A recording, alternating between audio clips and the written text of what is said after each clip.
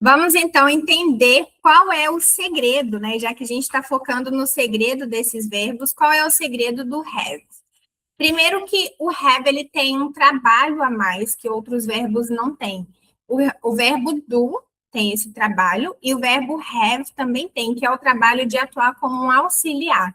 Então, vocês vão notar que em algum momento da nossa jornada fica um pouco ambíguo, porque a gente vai usar até ele duas vezes na frase, porque ele vai atuar em alguns tempos verbais como auxiliar dessa estrutura.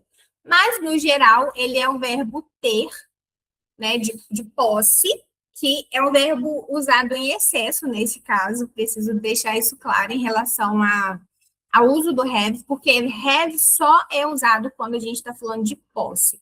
Se eu estou falando que tem e é posse, alguém tem aquilo, certo? Vou deixar só um anexo rápido aqui sobre isso, porque é um dos maiores deslizes que nós damos enquanto brasileiros. Porque no português, e eu falo mais de brasileiro porque o português de Portugal é meio estranho. Tem muita coisa que eu não sei ainda e a lógica é um pouco diferente em muitas estruturas, então eu posso errar, mas do Brasil eu entendo, já que eu cresci no Brasil e sei muito bem do português, né? Todos nós aqui, eu acho. A gente tem o tem no português, que é para a gente tudo é tem. Então não importa se eu estou falando que tem um cachorro na rua, se eu estou falando que eu tenho um carro, ou ele tem um carro, para ser a mesma estrutura, tudo é tem. No inglês, não. No inglês são estruturas totalmente diferentes. E na cabeça do nativo, isso não passa nem perto um do outro. Então, quando a gente troca esse uso, ele não faz ideia do que a gente está falando e a gente pensa, só pode ser burro, não é possível, eu estou falando um negócio que tá certo e tal. Então, quando a gente tem isso em mente já pratica, já sabendo dessa separação, isso ajuda muito a gente a ser melhor entendido, digamos assim. Então, tem do have é um tem de posse, ok? De posse. Alguém tem que ter aquilo. Então, se a minha frase começa com tem, a gente já sabe que não é have. Por quê? Teria que ser a estrutura de tem de existe, que é a estrutura de tem de existe, que a gente já viu em algum momento, mas eu posso trazer isso com mais clareza numa próxima aula. A gente vai usar there is, tem uma coisa só, e there are, se eu tenho mais de uma coisa, no plural.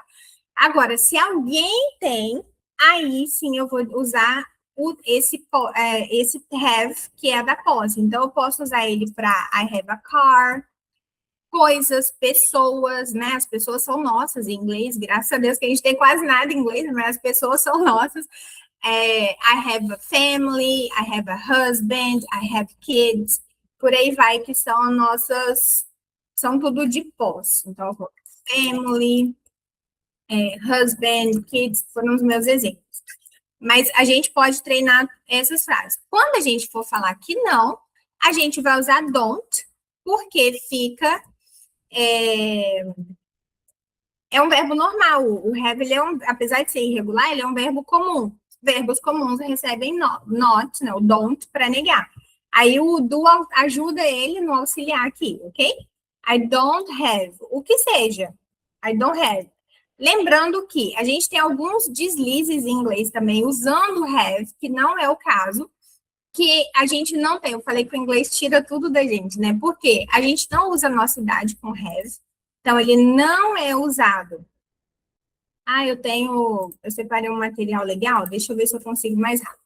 Mas o have, ele não é usado no sentido de falar nossa idade, porque para a idade a gente vai usar, por exemplo, o to be, porque a gente é a nossa idade. Então, por exemplo, I am a minha idade, porque na verdade eu não estou falando quantos anos eu tenho. Na lógica do inglês, eu não tenho essa idade. Eu estou nessa idade. Aqui, eu sabia que eu tinha, já está bem certinho aqui. Na verdade, é uma lista bem grande, né? Mas depois eu deixo ela como um material comum, um material de complemento para vocês. Eu vou colocar ela aqui e depois eu gero um outro mais explicadinho. I promise. Eu tenho um certo toque com esse negócio, né? Vocês já estão acostumados. Então tem que ficar arrumadinho, senão na minha cabeça não tá bom. Ó, vou passar bem por cima. Então, da idade é um clássico da gente trocar, a gente já vai prestar atenção. Eu não tenho 30 anos com have, não é minha posse, é minha idade. Eu sou ou eu estou. Acho que estou faz mais sentido, já que a gente está contando a nossa velhice, né? Years old. A gente não fala que eu tenho fome ou eu tenho sede, a gente não usa have, que é, como falantes do português, a nossa primeira ideia é falar have, né? I have. Não, eu não tenho, eu estou também. Sede, o sono a gente não usa, o calor a gente não usa, o medo. Então, eu vou deixar como um material de apoio, porque vai ficar muito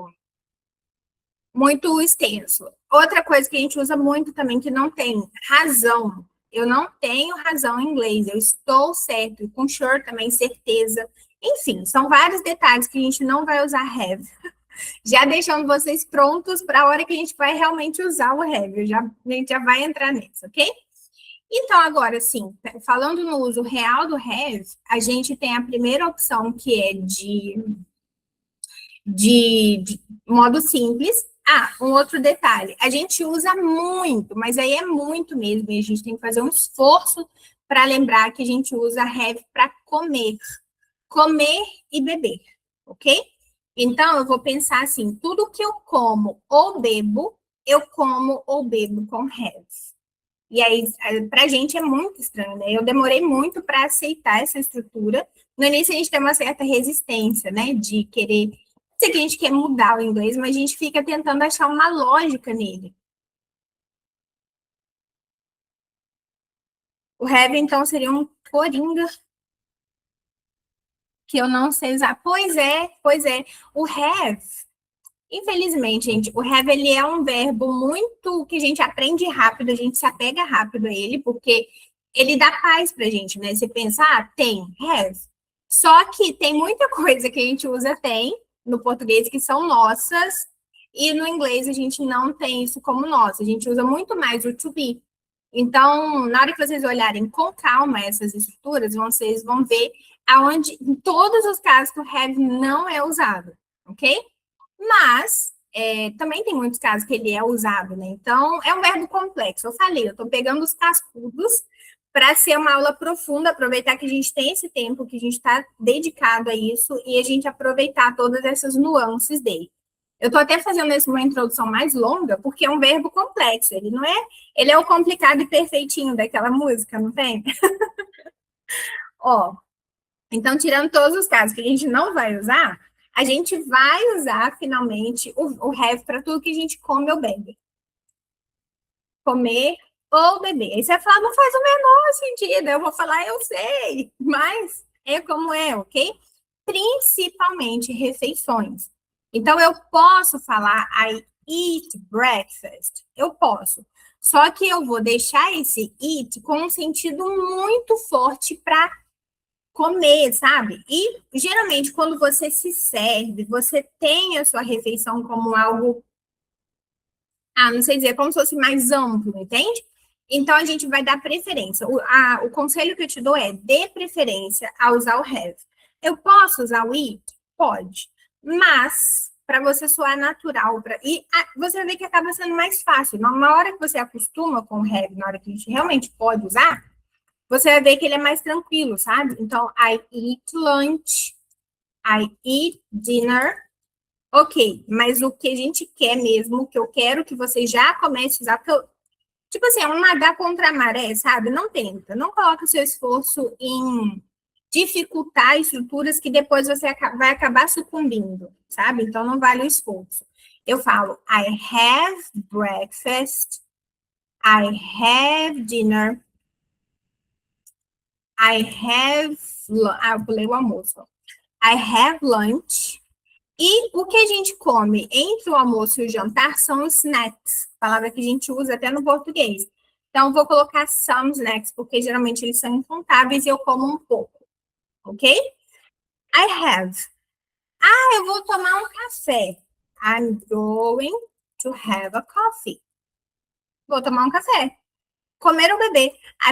Vou comer uma banana. I'm going, ou I'm having, vou colocar o o futuro mais certinho, mais imediato. I'm having a banana. Vou comer uma banana. Ok? Lembra que a gente usa o continuous como um futuro muito certo e muito próximo. Tá tudo bem, ok? I'm having a banana. Ok. Ele já resolve, certo?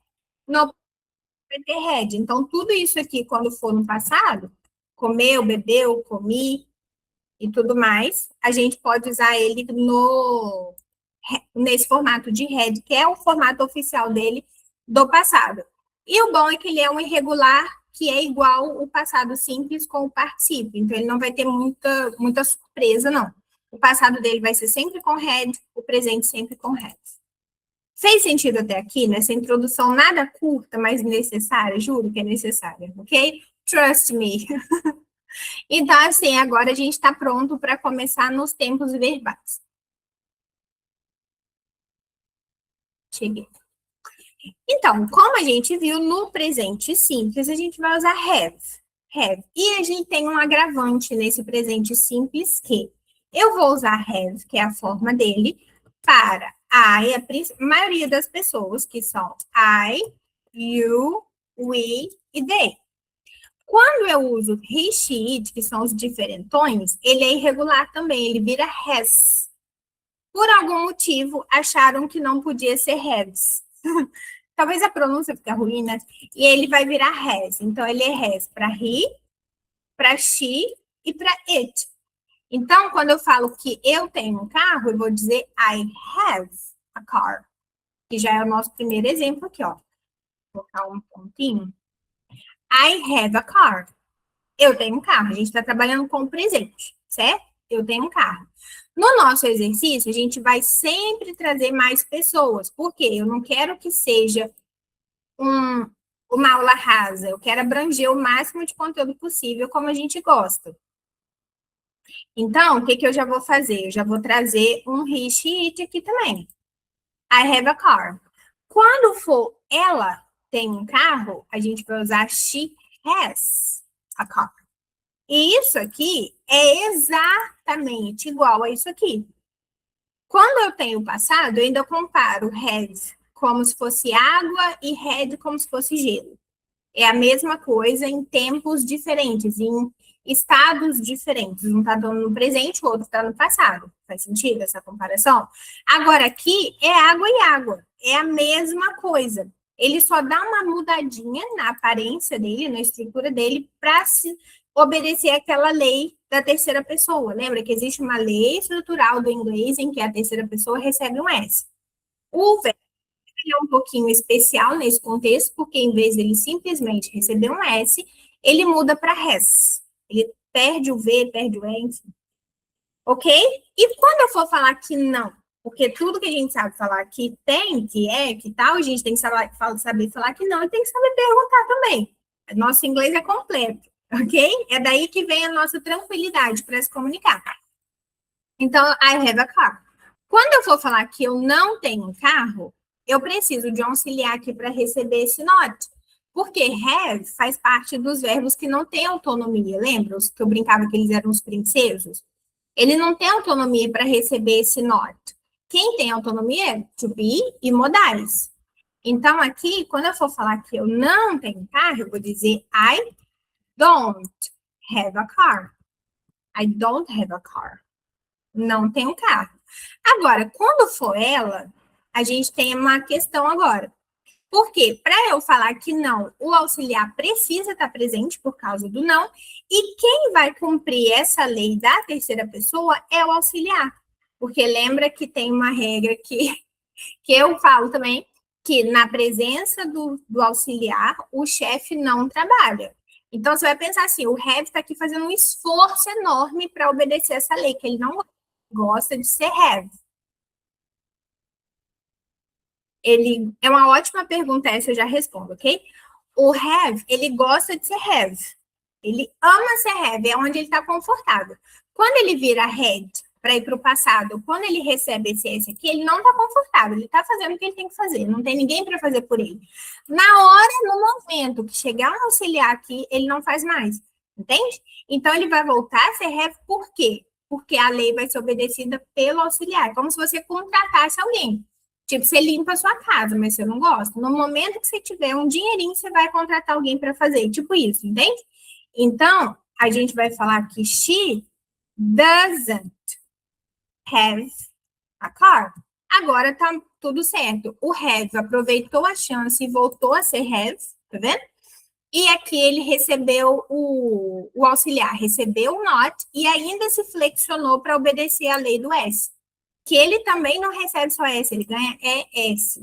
A gente já fez o verbo do, se eu não me engano, né? A gente viu que ele ganha ES. Fez sentido isso? Coloca para mim pelo menos um joinha para eu saber se eu posso seguir, se tá ok. Perfeito, perfeito. A pergunta que chegou do haven't, por que eu não posso colocar haven't aqui? Porque quando a gente tem a estrutura haven't, ela existe. Ela vai funcionar aqui no present perfect, que é a hora que o have está trabalhando num segundo trabalho dele. Digamos que ele é igual o pai do Chris, ele tem 2 empregos. Nesse trabalho principal dele, ele não é auxiliar, ele é o verbo have. Um verbo comum, como qualquer outro, como andar, como comer, como falar. Ele não tem autonomia para receber o not. Mas, quando ele está trabalhando como auxiliar do present perfect, ele está lá justamente cumprindo esse trabalho. O trabalho que o do fez aqui, ó, recebendo not, é o que o have vai fazer no present perfect e somente no modo perfeito. Que pode ser present perfect, pode ser o past perfect, ok? Qualquer um dos dois. Então, o único momento em que eu vou ter haven't acontecendo é no present perfect, porque ele está aqui sem tradução. Ele não está aqui como verbo ter. Tanto é que a gente pode ter um have had, na verdade. Vocês vão ver isso quando a gente chegar aqui. Mas é o único momento em que have recebe o not. É quando ele está trabalhando como auxiliar justamente para isso, no modo perfeito. Ok? Fora dali, em momento nenhum, ele tem para receber esse not. Quem vai fazer isso é o auxiliar do modo simples, que é o do. Ok?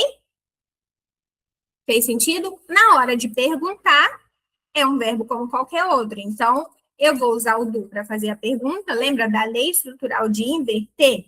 Então, eu começo a minha pergunta com do. Não faz sentido eu perguntar se eu tenho um carro, né? Então, eu tenho que saber isso. Então, eu vou perguntar se você tem. Vou falar, do you have a car? Do you have a car? Você tem um carro? Quando eu quero saber se ela tem um carro, eu não posso perguntar com o do, porque o do, ele está aqui fazendo o trabalho da frase inteira. Então, ele vai trabalhar na terceira pessoa. Então, vai ficar does she. Não pode repetir esse has, porque a regra é obedecida uma vez só. Do já fez. Então, vai ficar does she have a car? Does she have a car? Com tom de pergunta. Não adianta também a gente... A entonação é muito importante, ok? Tira de dentro de você todo o seu lado atriz, ator e exagera enquanto você estiver estudando. Porque você, quem me acompanhar há um tempo, você já sabe que você tem que falar em voz alta, né? Se você está no clube, você tem essa até uma obrigação de me mandar isso aqui em áudio. Você está estudando... eu não acredito que você estudou se você não me mandou nenhum áudio da sua prática. Sou tóxica assim, brincadeira. Mas a prática em voz alta, ela faz toda a diferença. Não ter a prática em voz alta me atrasou em pelo menos 2 anos, enquanto eu estava estudando. Então, eu faço muita questão que você tenha essa prática em voz alta. Dentro do clube, eu consigo te dar suporte, te falar se está certo e tudo mais. A gente faz isso por meio de áudios, de forma individual. Agora, quando você está praticando, você coloca uma entonação até exagerada. Por quê? Isso vai fazer com que depois isso soe natural. Isso vai criando padrões na sua cabeça. E o inglês, ele é meio dramático. Então, does she have a car? Does she have a car? Ai, gente, é isso aí. Tem muito sentido como o auxiliar receber o not como verbo usar. Isso mesmo, é isso mesmo. O auxiliar, ele está ali para isso, tanto no modo simples quanto no modo perfeito. Ele está ali para fazer o que o verbo não pode fazer. receber o not e se inverter para fazer a pergunta. É só esse o sentido, ele não tem tradução nesse momento.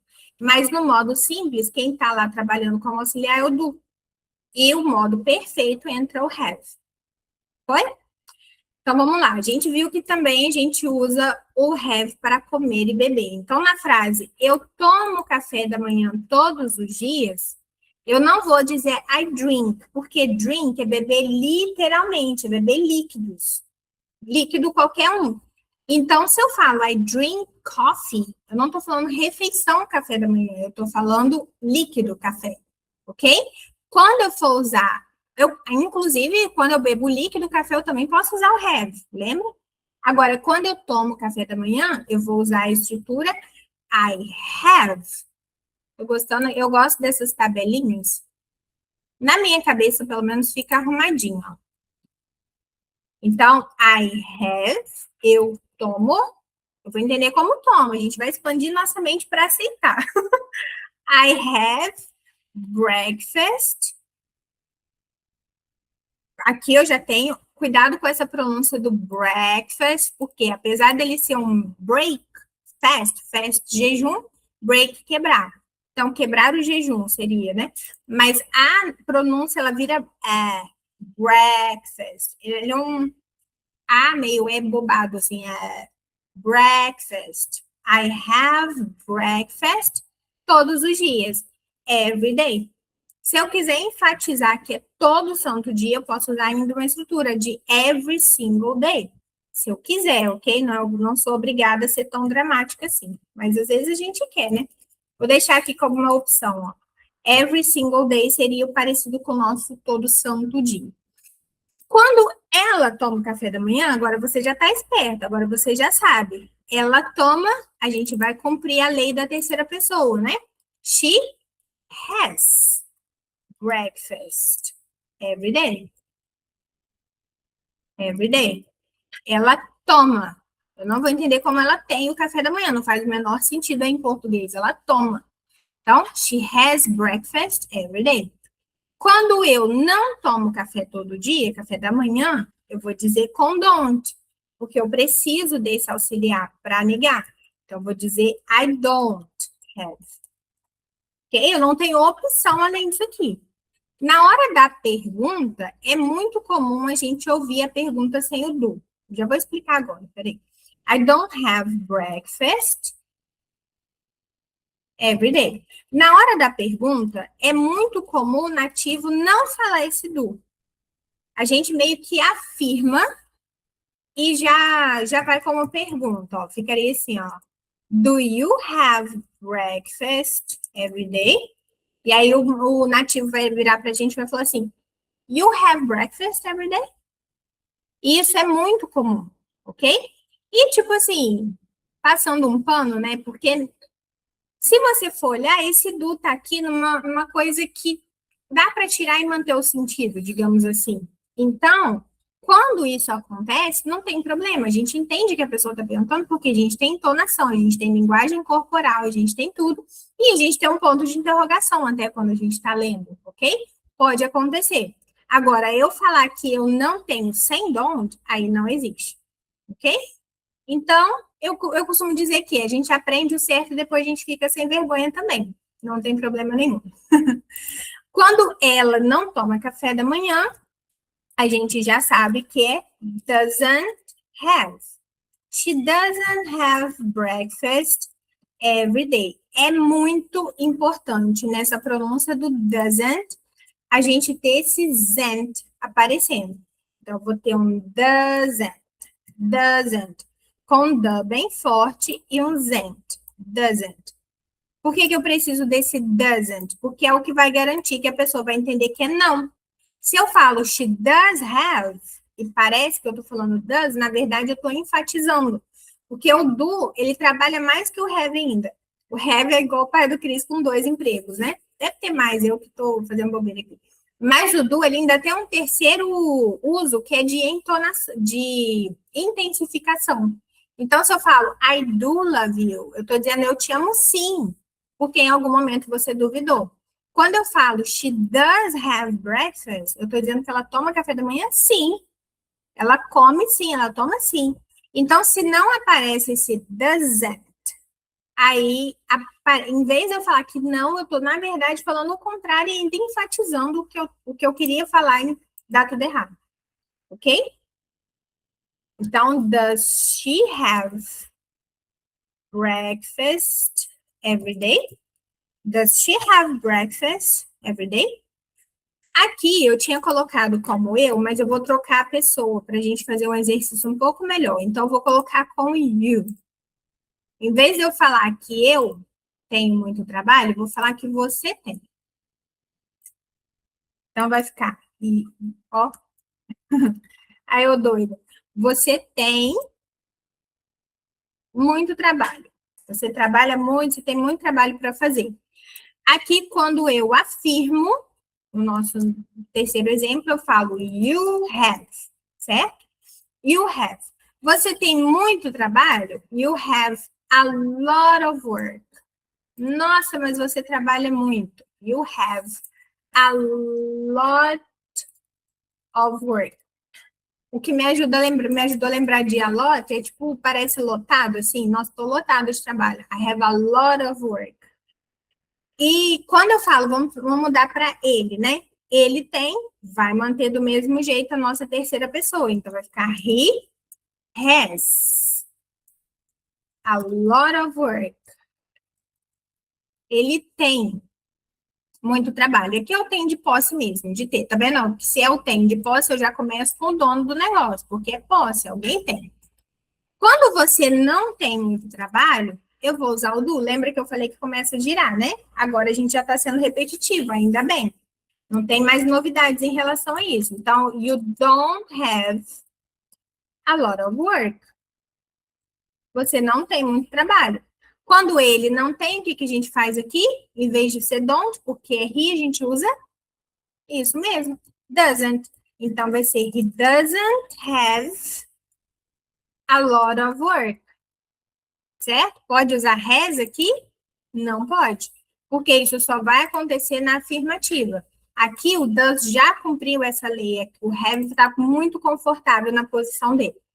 Ok? Quando eu estou fazendo uma pergunta, tem esse do que às vezes some, né? Mas a gente vai aprender ele bonitinho. Do you have a lot of work? Você tem muito trabalho? Do you have? Ah, não sei se eu acredito, não, hein? Does she have a lot of work? Ela tem muito trabalho? E não tem mais novidades aqui, ok? Não importa o que eu estou dizendo, a única coisa que vai variar aqui agora é o vocabulário. Em vez de eu falar que eu tenho carro, eu posso ter outras coisas. Em vez de eu almoçar, de tomar o café da manhã, eu posso almoçar, jantar, comer uma outra coisa, tomar um sorvete, que seja, vai ser a mesma estrutura, ok? Eu deixei uns desafios lá no final para você tentar fazer, mas você pode fazer com tudo no seu dia a dia, que eu tenho certeza que vai ser um excelente exercício, ok? Mudando agora para o nosso present continuous, que ele tem dois usos, ok? Ele é usado para coisas que eu estou fazendo agora e ele é usado como se fosse uma forma de futuro. O futuro no inglês, ele é uma grande gambiarra, né? Então, ele é isso acontece no português, então faz também, então facilita a nossa vida. Quando eu falo que eu estou indo para São Paulo semana que vem, se você busca a fundamento, né, não tem como eu estar indo semana que vem.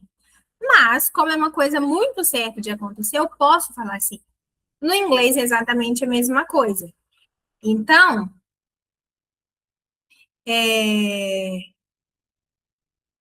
eu vou dar dois exemplos extras nesse como futuro, ok? Para você se acostumar com tudo que tem, tudo que há, viver tudo que há para viver, ok?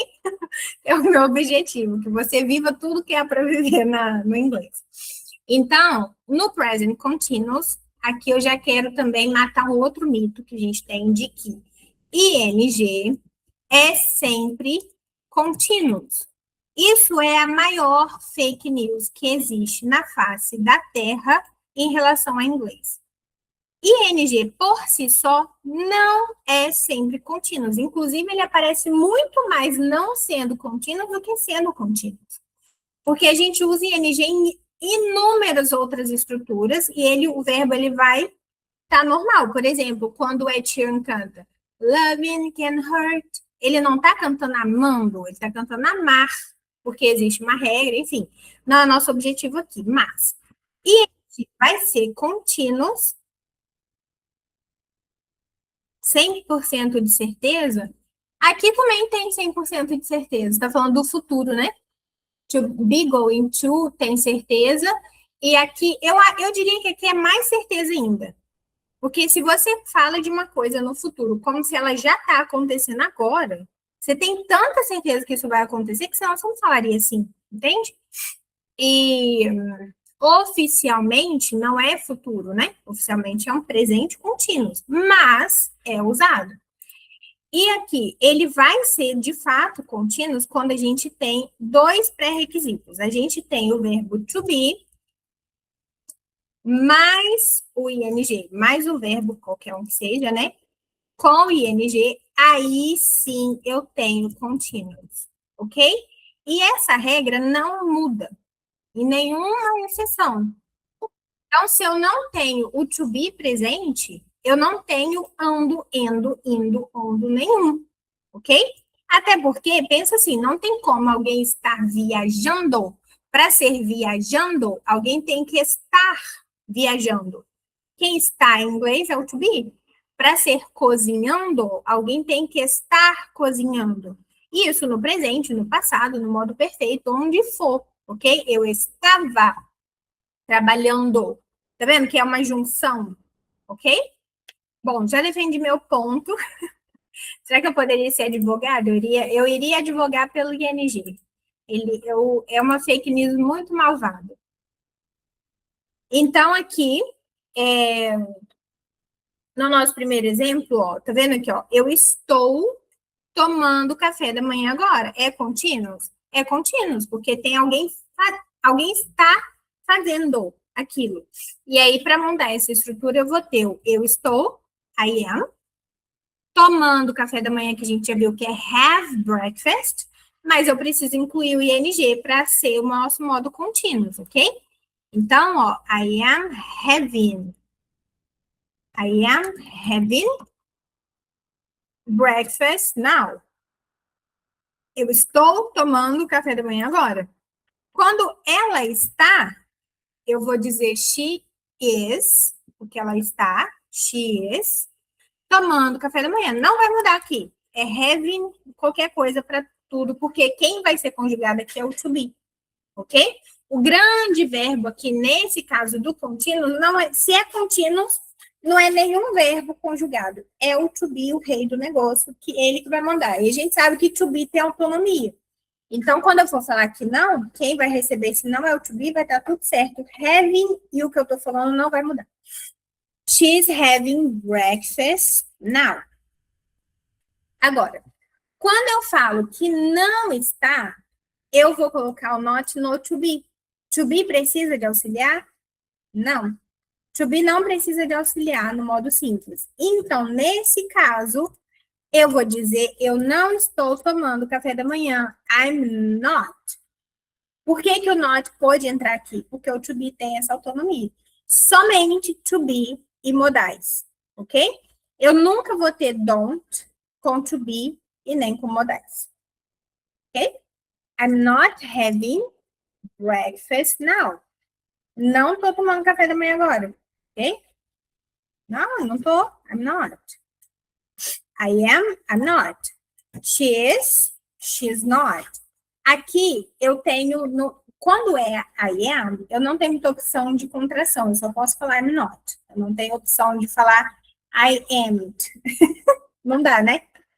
Mas todas as outras pessoas, a gente tem duas opções de contração. A gente pode falar que she's not having breakfast, e repara que tudo que eu enfatizo, tem uma lei assim, tudo que você foca cresce, né?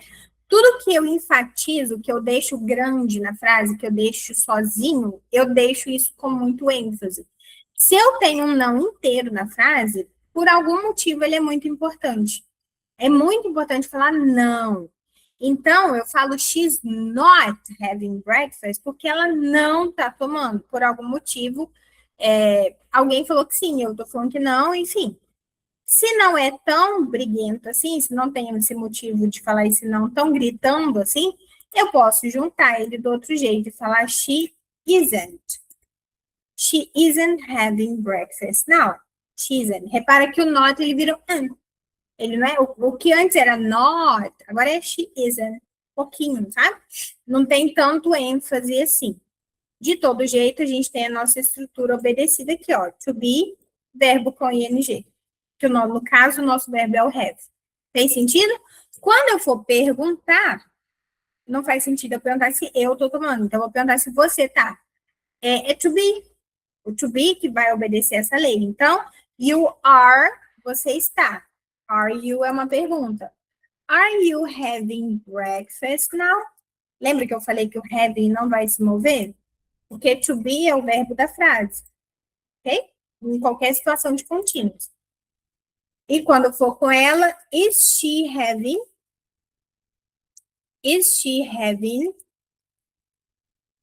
breakfast now? Ela tá tomando café da manhã agora? Será que tá? Não sei. Ok? Mais ou menos isso aí.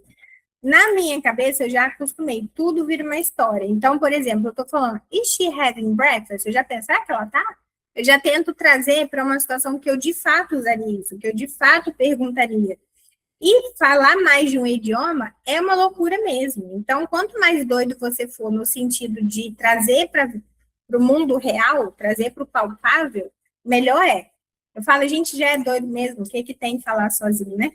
O que, que tem falar em voz alta, enfim. Eu estou almoçando. Já vou trocar esse eu, então, para eles, ok? Eles estão almoçando, para a gente deixar o nosso estudo mais interessante. Eles estão. Com to be, a gente sabe que eles estão, they are. They are o quê? Almoçando. Having lunch. They are having lunch. Eles estão almoçando. Lunch. Você vai reparar que quando eu uso esse modo contínuos aqui, eu tenho muito mais estruturas de estar almoçando, ações acontecendo, porque é para isso esse tempo verbal, né? Para falar do que está acontecendo agora. Então, eu vou estar sempre falando de refeições. Não tem como eu falar, eu estou tendo um carro. Eu estou tendo uma dúvida. Isso não acontece em inglês, ok? A gente vai usar sempre coisas que de fato estão acontecendo agora, ou para coisas. Aí no futuro faria sentido, tipo, mas ainda assim eu estou viajando, eu estou executando naquele momento, ou no futuro muito certo. They are having lunch now. Eles estão almoçando agora. Terceira pessoa, vamos pegar o he. He is having lunch now. Ele está almoçando agora. Vou deixar como exercício para você fazer a negativa e a pergunta aqui, ok? Porque você vai seguir exatamente o mesmo padrão do anterior e você vai dar 100% certo. Não tem exceções nessa estrutura. O que é bom, né? Deixa a gente tranquilo. Se divertir, a gente usa uma estrutura em inglês que é have fun. Have fun, ter diversão. Não, não. They are having travel, não. No caso do travel, o verbo seria o travel, não have. Então seria they are traveling. They are traveling tomorrow. Aí dá. Mas aí não vai obedecer o nosso rei do dia, que é o have, ok? Se divertir é have fun. Então, se eu estou me divertindo, I am having fun. Outra coisa importante. ING nunca será pronunciado com esse G. O G não tem som. Então, eu vou sempre fechar o N. Having fun. Tá vendo? Eu vou sempre fechar no N. I'm having fun. Eu estou me divertindo. Ela está se divertindo. She's having fun. Não tem muita variação. O problema do have são os detalhes, tipo aqueles que é comum para a gente pensar que é com have, não é. I'm having fun. Mesma coisa, o seu exercício vai ser falar que não. Falar que não e perguntar, ok? E agora, o que eu estou mesmo preocupada, assim, de dar exemplos, é colocar isso como futuro. Então, por exemplo, como a gente já viu, né? O have, já sei. Eu vou almoçar com eles amanhã ao meio-dia. Pensa assim, se não é agora, se não está acontecendo agora, você já sabe que é futuro. Tipo, mesmo que seja amanhã, meio-dia, é um futuro certo, como eu falei. Então, usando como futuro, uma forma de falar no futuro, aqui como future, eu posso falar I'm having lunch com eles, with them tomorrow. With them tomorrow. Eu vou, aqui no português, eu vou entender que eu vou almoçar com eles amanhã. Porque o próprio nosso futuro como vou já é meio gambiarra também, né? Então, eu almoçarei com eles amanhã. Eu poderia usar I'm going to have lunch? Claro que sim. Claro que sim. Mas é uma forma de futuro. Como a gente está falando contínuos, eu vou dar a estrela para ele agora. Depois a gente vê a estrela do going to, ok? Mais um, deixa eu pensar. I'm having fun. I'm having lunch. I'm having. Talvez uma dor de cabeça, I'm having a headache. Geralmente é comida, gente. Não me veio nenhuma outra estrutura à mente que faça sentido eu usar o have, porque senão I'm having money tomorrow, talvez, tipo, eu vou ter dinheiro, mas ainda assim seria earn. Eu não quero contaminar o seu pensamento com uma estrutura que só faz sentido em português. Então, vou manter seguro nas refeições, ok?